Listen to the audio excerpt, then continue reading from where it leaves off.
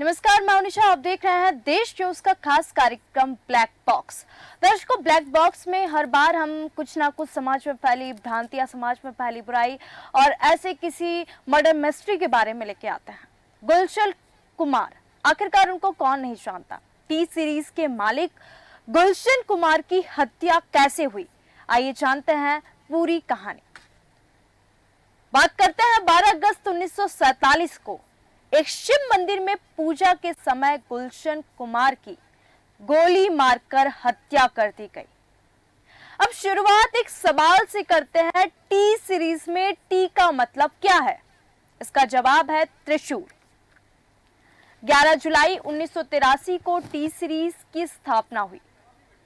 Company को पहला बड़ा ब्रेक मिला 1988 में। उस साल आमिर खान और जूही चावला की एक फिल्म रिलीज हुई थी, कयामत से कयामत तक। फिल्म के 80 लाख कैसेट बिके। इसके बाद 1990 में आशिकी रिलीज हुई और उसकी म्यूजिक एल्बम ने तो रिकॉर्ड ही तोड़ दिए। कुमार सानू नए किशोर कुमार बन चुके थे। इसी फिल्म से नदीम श्रवण की जोड़ी को भी पहचान मिली। इसके बाद का दशक टी सीरीज के नाम रहा। अनुराधा पोंडवाल नई लता थी, सोनू निगम नए रफी। दरियागंज में जूस की दुकान चलाने वाले एक लड़के ने म्यूजिक इंडस्ट्री की सूरत बदल के रख दी। ये सब हुआ एक 7 रुपए की कैसेट की बदौलत, और इसी के चलते उस लड़के का नाम बड़ा कैसेट किंग गुलशन कुमार पड़ गया। 1997 में जब गुलशन कुमार अपनी पीक पर थे, टिप्स और सारेगामा को पछाड़ते हुए टी सीरीज 65% मार्केट पर अपना कब्जा कर चुकी थी। हर बड़ी फिल्म के म्यूजिक राइट्स टी सीरीज के पास थे। उसी साल गुलशन कुमार की हत्या कर दी गई। ये वो दौर था जब अंडरवर्ल्ड और फिल्म इंडस्ट्री का रिश्ता जग जाहिर था। रियल एस्टेट चरमरा चुका था और अब फिल्म इंडस्ट्री के लोग अंडरवर्ल्ड के निशाने पर थे। गुलशन कुमार की हत्या में भी अंडरवर्ल्ड का हाथ था। हत्या की चार्जशीट में अब्बू सलीम का नाम भी शामिल था, लेकिन जब भी अदालत में उसका नाम आया, उसके नाम के आगे एब्सेंट लिख दिया गया। तब भी जब वो मुंबई में ही ऑर्थर रोड जेल में सजा काट रहा था। गुलशन कुमार हत्या में अबू सलीम पर केस क्यों नहीं चल पाया? आखिरकार कैसे हुई गुलशन कुमार की हत्या की प्लानिंग? कौन कौन लोग इसमें शामिल थे? आइए आज सब कुछ जानते हैं। अंडरवर्ल्ड और बॉलीवुड। 12 अगस्त 1997 की तारीख मंगलवार का दिन था। 42 साल के गुलशन कुमार पूजा की थाली लेकर अपने घर से निकलते हैं। लोखंडवाला कॉम्प्लेक्स, जहां बॉम्बे फिल्म इंडस्ट्री के कई सितारे रहते थे, वहीं गुलशन कुमार का बंगला भी था। घड़ी में हो रहे थे 10:10। जब सफेद कुर्ता और सफेद सैंडल पहने गुलशन कुमार अपनी मैरून कलर की मारुति एस्ट्रीम से उतरे। सामने शिव मंदिर था। जीतनगर में बना यह मंदिर करीब 4 साल पहले गुलशन कुमार को दिखा था। भगवान शिव पार्वती के भक्त गुलशन कुमार ने महंगे टाइल्स लगाकर मंदिर को नया कर दिया। तब से हर सुबह शाम वो इस मंदिर में दर्शन करने आते थे। रूटीन फिक्स था और इस रूटीन पर नजर थी 3 लोगों की, जो उस दिन ताक लगाए गुलशन कुमार के इंतजार में खड़े थे। आगे क्या हुआ, इससे पहले थोड़ा पीछे चलते हैं, ये समझने के लिए कि गुलशन कुमार पर नजर रखने वाले ये लोग कौन थे और इसकी वजह क्या थी। पूरी कहानी की शुरुआत होती है जून 7, 1994। जावेद रियाज सिद्दीकी नाम के एक फिल्म प्रोड्यूसर हुआ करते थे। सिद्दीकी एक फिल्म बना रहे थे, नाम था तू विश मैं अमृत।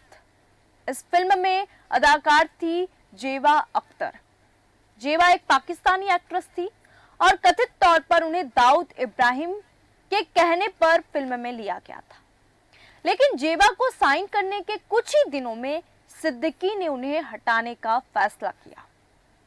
अब ये बात दाऊद को अच्छी नहीं लगी और जून 7, 1994 को उनकी गोली मारकर हत्या कर दी गई।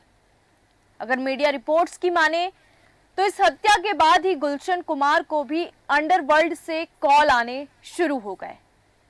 इसी के चलते यूपी के तत्कालीन मुख्यमंत्री कल्याण सिंह ने उन्हें एक बॉडीगार्ड भी मुहैया कराया। मुंबई 1994 से 1997 के बीच कई फिल्म प्रोड्यूसर्स को धमकियां मिली। इनमें सुभाष घई और गुप्ता और मोहरा फेम राजीव रॉय का नाम भी शामिल था। नदीम सैफी और गुलशन कुमार के बीच लगातार तनातनी रहती थी। और फिर आया साल 1997। उस साल नदीम श्रवण जोड़ी फेम नदीम सैफी ने एक एल्बम लॉन्च किया। एल्बम का नाम था हाय अजनबी। इस एल्बम के कुछ गानों को नदीम ने खुद गाया था। अब नदीम चाहता था कि टी सीरीज इस एल्बम के राइट्स खरीद के इसे प्रमोट करे, लेकिन गुलशन कुमार इस बात के लिए तैयार नहीं हुए। गुलशन कुमार के भाई किशन कुमार के अदालत में दिए बयान के अनुसार गुलशन ने नदीम से कहा कि उनकी आवाज अच्छी नहीं है, लेकिन फिर किसी तरह बात बनी। टी सीरीज ने राइट्स खरीद लिए। प्रमोशन के लिए एक वीडियो भी बनाया गया, लेकिन एल्बम फ्लॉप हो गया। अब नदीम ने इसका दोष गुलशन कुमार को दिया। उसे लगता था कि ठीक से पब्लिसिटी ना होने के चलते हमारी फिल्म फ्लॉप हो गई। अदालत में किशन कुमार ने बताया कि एक मुलाकात के दौरान नदीम ने गुलशन को देख लेने की धमकी दी थी। अब अबू सलेम का फोन इसके बाद 5 अगस्त 1997 को गुलशन कुमार के पास एक कॉल आया। दूसरी तरफ अंडरवर्ल्ड डॉन अबू सलेम की आवाज थी। वैष्णो देवी में रोज लंगर खिलाते हो, कुछ हमें भी खिलाओ, ये बात सलेम ने कहा। इसके बाद सलेम ने 10 खोखे यानी कि 10 करोड़ की मांग की। इसी कॉल में सलेम ने पूछा कि तुमने नदीम के एल्बम को सही से प्रमोट क्यों नहीं किया। तब गुलशन कुमार ने जवाब दिया कि नदीम की आवाज अच्छी नहीं है, इसलिए एल्बम फ्लॉप हो गया। इसके बाद 9 अगस्त को एक बार फिर दोबारा अबू सलीम का कॉल आया। किशन कुमार अदालत में बताते हैं कि इस कॉल में दोबारा पैसों की मांग की गई। सलीम ने कहा कि तुम अंडरवर्ल्ड को हल्के में ले रहे हो। खास बात यह थी कि सलीम ने इसमें मुंबई पुलिस का जिक्र किया। बोला तुम अभी तक पुलिस के पास नहीं गए, मतलब तुम हमें सीरियस नहीं ले रहे हो। आगे जो भी होगा उसकी जिम्मेदारी तुम्हारी होगी। अब ये कहकर सलीम ने फोन काट दिया। अब इन सारी धमकियों के बावजूद गुलशन कुमार पुलिस के पास नहीं गए। उनके बहुत सारे दोस्तों ने उन्हें कहा कि पुलिस के पास जाओ, लेकिन उन्हें लगता था कि पुलिस के पास जाने से कोई फायदा नहीं होगा। गुलशन कुमार यहाँ पे गलत थे। 1 महीने पहले ही निर्देशक राजीव रॉय पर हमला हुआ था, लेकिन उन्हें पुलिस प्रोटेक्शन मिली हुई थी, जिसके चलते उनकी जान बच गई। उससे पहले अबू सलेम ने सुभाष घई पर हमले की प्लानिंग भी की थी, लेकिन पुलिस ने उसके लड़कों को पहले ही पकड़ लिया था। इस घटना के बाद इंडियन एक्सप्रेस की एक रिपोर्टर ने अबू सलेम से बात की थी। रिपोर्टर ने सलेम से पूछा, क्या तुम्हारी धमकियां सिर्फ कोरी हैं? सलेम ने जवाब दिया, सिर्फ 1 हफ्ता और इंतजार करो।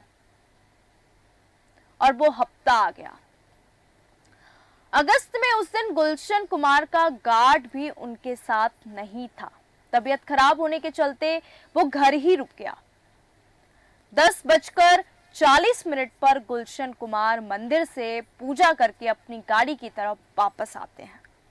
कुछ कदम चलते ही कुमार को अपनी कनपट्टी पर एक रिवॉल्वर महसूस होता है। कुमार देखते हैं नीली जींस पहले लंबे बाल वाला एक आदमी खड़ा था। कुमार कहते हैं, ये क्या कह रहे हो? दूसरी तरफ से जवाब आता है, बहुत कर ली पूजा, अब ऊपर जाकर करना। एक गोली चलती है और गुलशन कुमार के माथे को छूकर निकल जाती है। वो जमीन पर गिर जाते हैं। पूजा का सारा सामान भी बिखर जाता है। कुमार भागने की कोशिश करते हैं। वो पास में मौजूद एक घर में मदद की गुहार लगाते हैं, लेकिन उस घर में मौजूद औरत दरवाजा बंद कर लेती है। गुलशन कुमार एक और दरवाजा खटखटाते हैं, वहां से भी कोई मदद नहीं मिलती। उनका ड्राइवर रूपलाल सूरज कलश उठाकर हमलावरों की ओर फेंकता है। रूपलाल के दोनों पैरों में गोली लगती है और वो वहीं गिर जाता है। इसके बाद हमलावर गुलशन कुमार के पास पहुंचते हैं। कुमार अब तक एक सार्वजनिक शौचालय के पास खड़े 2 लोग कुमार पर गोली चलाते हैं। कुल 16 गोलियां उनकी पीठ और गर्दन पर लगती हैं। वो दीवार से सहारा लेने की कोशिश करते हैं, लेकिन वहीं निढाल हो जाते हैं। जिन फिल्मों के लिए कुमार संगीत देते थे, उनके किसी सीन की तरह उनके ऊपर दीवार पर एक टाइल लगी थी जिस पर देवी का चित्र था। कुल 2 मिनट में सारा खेल खत्म हो जाता है।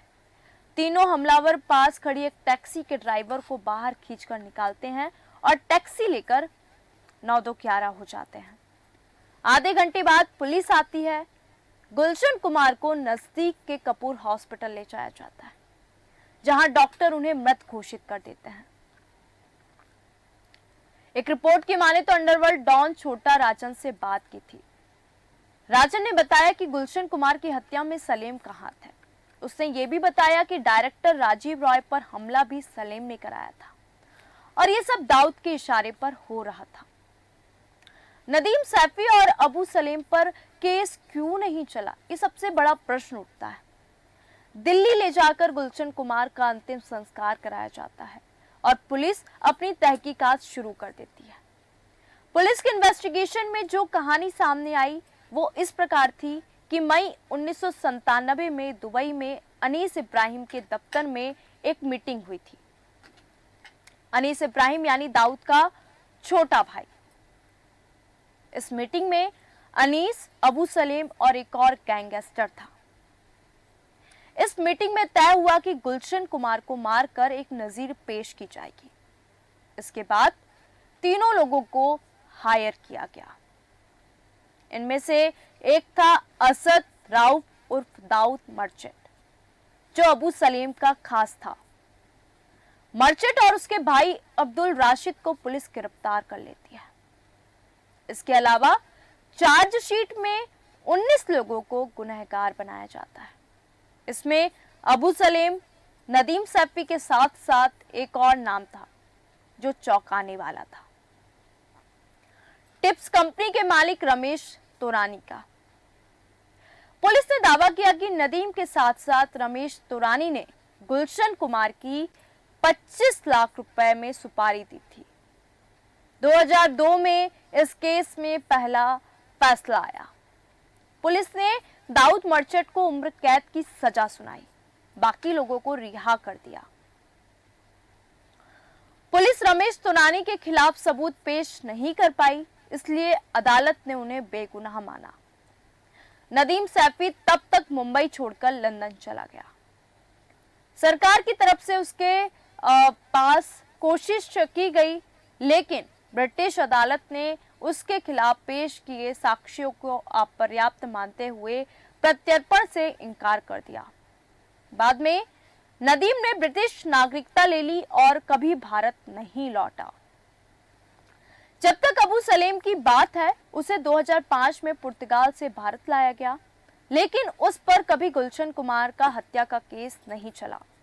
इसका कारण था पुर्तगाल और भारत के बीच हुई समझौते की शर्तें। इस समझौते के अनुसार अबू सलेम पर सिर्फ वो ही केस चल सकते थे जिन पर सहमति बनी हो, और इस लिस्ट में गुलशन कुमार का केस नहीं था।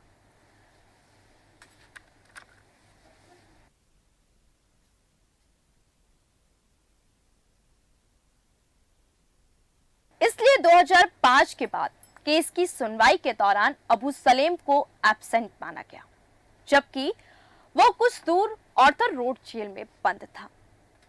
इस केस में आखिरी फैसला साल 2021 में आया। तब अदालत ने अब्दुल राउफ उर्फ दाऊद मर्चेंट और उसके बाद अब्दुल राशिद को उम्र कैद की सजा सुनाई। फैसला सुनाते हुए अदालत ने कहा कि नदीम सैफी और अबू सलेम के कहने पर हत्या को अंजाम दिया गया था, लेकिन तकनीकी कारणों के चलते अबू सलेम पर केस चल नहीं पाया और नदीम सैफी आज तक भारत नहीं लौटा। इसलिए इस केस में इंसाफ कितना हुआ ये तो नहीं कहा जा सकता, लेकिन इतना जरूर है कि गुलशन कुमार की लाइफ जो है वो आज भी जिंदा है, क्योंकि टी सीरीज आज भी संगीत की दुनिया का सबसे बड़ा नाम है। गुलशन कुमार की हत्या ने न सिर्फ बॉलीवुड पुलिस महकमे को भी हिलाकर रख दिया था। अब सवाल ये उठता है कि खाकी वर्दी पर भी सवाल उठने लगे थे, क्योंकि गुलशन कुमार की जान क्यों नहीं बचाई जा सकी, क्योंकि गुलशन कुमार को हत्या होने वाली है ये बात कहीं ना कहीं पुलिस को पता थी। तो क्या पुलिस भी अंडरवर्ल्ड से डरती थी? क्योंकि गुलशन कुमार की हत्या के बीते 24 साल में इस पूरे मामले में बहुत कुछ हुआ। हम बात करेंगे 12 अगस्त 1997 की, तो मुंबई के जुहू में जीत नगर जितनेश्वर महादेव मंदिर के बाहर सुबह सुबह तीनों शूटर ने गुलशन कुमार को गोलियों से छलनी कर दिया। उनके शरीर में 16 गोलियां दागी गई। अब्दुल राउफ मर्चेंट इन शूटरों में से एक था। गुलशन कुमार की मौके पर मौत हो गई। 30 अगस्त 1997 को म्यूजिक कंपोजर नदीम अख्तर सैफी पर आरोप लगे कि वह गुलशन कुमार की हत्या करवाने में शामिल थे। यही नहीं, यह भी कहा गया कि नदीम सैफी ने ही हत्यारों को हायर किया। नदीम सैफी इसके बाद से ही भारत छोड़ ब्रिटेन चले गए। श्रवण राठौर के कुछ उनकी जोड़ी भी कुछ साल बाद टूट गई। भारतीय अधिकारी नदीम को भारत वापस लाने में नाकाम रहे, जबकि नदीम लगातार अलग अलग माध्यमों से अपनी बेगुनाही को लेकर आवाज उठाता रहा। अक्टूबर 1997 की बात करें तो टिप्स इंडस्ट्री के मालिक रमेश तोरानी को इस जघन्य अपराध के लिए उकसाने के आरोप में गिरफ्तार किया। पुलिस ने आरोप लगाया कि रमेश तोरानी ने कथित तौर पर गुलशन कुमार के हत्यारों को 25 लाख रुपए दिए। टिप्स कैसेट्स और गुलशन कुमार की कंपनी टी सीरीज उस दौर में एक दूसरे के सबसे बड़े राइवल थे। हालांकि पुलिस कोर्ट में रमेश तोरानी के खिलाफ आरोप साबित करने में नाकाम रही। जेल में सजा काट रहे अब्दुल मर्चेंट ने साल 2009 में मां की बीमारी का हवाला देते हुए पैरोल की अर्जी दी। उसे कोर्ट ने बीमार मां से मिलने की इजाजत दी, लेकिन पैरोल पर रिहा अब्दुल बांग्लादेश भाग गया। फर्जी पासपोर्ट मामले में उसे बांग्लादेश पुलिस ने अरेस्ट किया था, जिसके बाद उसे वापस भारत लाया गया और जेल में बंद कर दिया गया। बात करें 1 जुलाई 2021 की, तो बॉम्बे हाई कोर्ट ने अब्दुल राउफ मर्चेंट और अब्दुल राशिद को उम्र कैद की सजा सुनाई। आपको बता दें कि मामले से भी बरी कर दिया गया। तो ये जो मामला था ये इस तरीके से सामने आया और आज के खास कार्यक्रम ब्लैक बॉक्स में हमने आपको बताया कि आखिरकार गुलशन कुमार की हत्या की पूरी कहानी क्या थी। एक जो देवी माँ के इतने बड़े भक्त थे जिनके ऊपर 16 गोलियां चलाई गई और बिल्कुल साजिश के तौर पर उनकी ये पूरी मर्डर मिस्ट्री थी, उसको रची गई थी और किस तरह से उनका मर्डर किया गया था। दाऊद का इसमें सबसे बड़ा हाथ था और साथ ही साथ किन लोगों का हाथ था, आज वो कहाँ हैं, तमाम जानकारी आज के खास कार्यक्रम ब्लैक बॉक्स में हमने दी। ब्लैक बॉक्स में फिर मिलेंगे ऐसी किसी स्टोरी के साथ। देखते रहिए देश न्यूज़। नमस्कार।